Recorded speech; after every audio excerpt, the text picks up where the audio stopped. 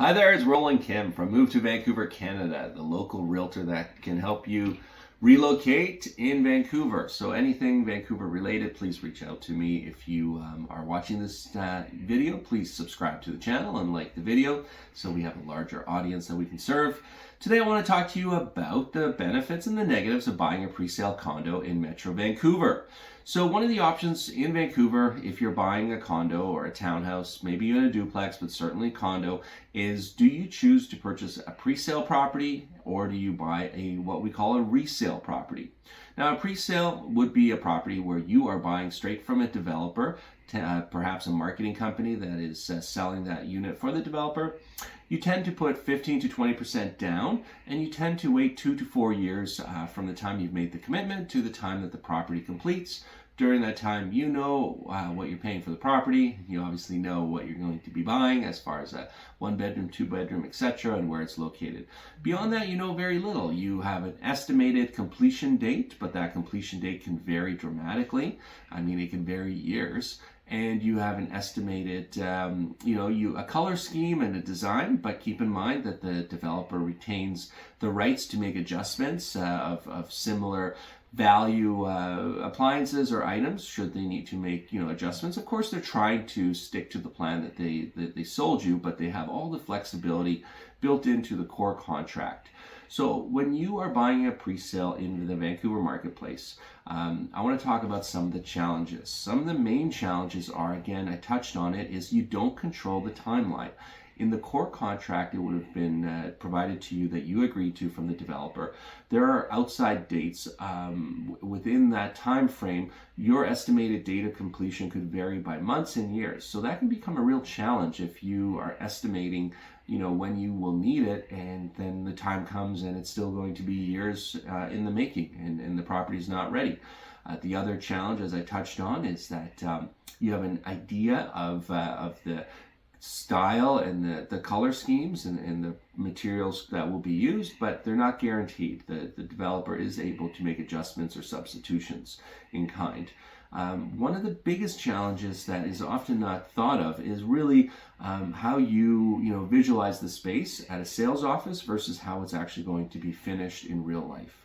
And so many of my clients, and I don't do a great deal in pre-sale because I'm a huge believer of buying in the resale market, but certainly there have been times where a deal is great for my clients, where my clients just really want to buy a certain pre-sale.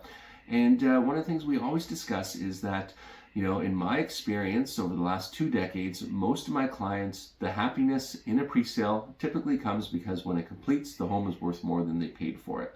But if they're honest with themselves, there's often a lot of hesitation or realities that come forward where the property isn't quite as they visualized. The room dimensions, feel smaller than they were on paper, or the configuration in the kitchens is not what they wanted.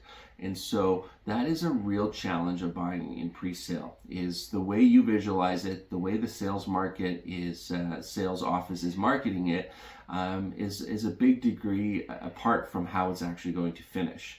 The other missed idea is that buyers have this conception that the property will be a 10 out of 10 at completion. And in my experience, that is definitely not the case. I would say most properties are an 8 out of 10, and then you are working with deficiencies with the developer to get it up, hopefully to a 9 out of 10.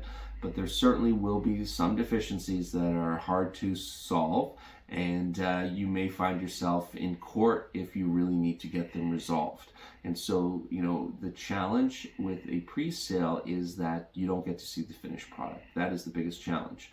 The other challenge is that the market could change. Just because we've been, in an upcycle for quite a while doesn't mean that when the property will complete years down the road, that it's automatically going to be worth more. And as I'm filming this for you, it's in late 2025, and we've definitely experienced a couple of years of downturn where pre-sales are now completing and are valued at less than what they were pre-sold 3-4 years ago. So that is a reality that can happen in certain market cycles. Talking about the positives of pre-sale, I guess, is that you are getting a brand new unit. No one else has lived in it. and you're getting that pride of ownership of knowing, hey, it's new, it's shiny.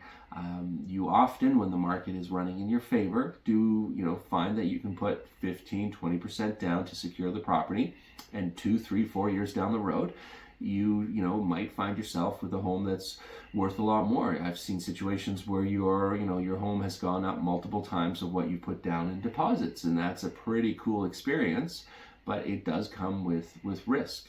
The other benefit that I see when you buy pre-sale is often you can be the tip of the sword, so to speak, where you're buying into a new community, and when it's been conceived and when it's being sold, it might not be there yet, but by the time it completes 2, 3, 4 years down the road, that community has infilled and it's vibrant and it's dynamic, and you're there enjoying it all, and so that's really one of the benefits that a lot of folks who buy pre-sale enjoy. All in all, pre-sale or not pre-sale, it depends on what's important to you. As in anything in real estate, the product, the same situation, the same home could be a positive for one client and a negative for the next, given what they're looking for, what their needs are, and what their expectations are. So if there's real estate on your horizon and you're looking for some great guidance, just reach out to me. I'd love to sit down with you and see if I can provide you with some advice and experience, and see if we're a fit to work together. As always, please subscribe to the channel and hit the like button, and I appreciate you watching.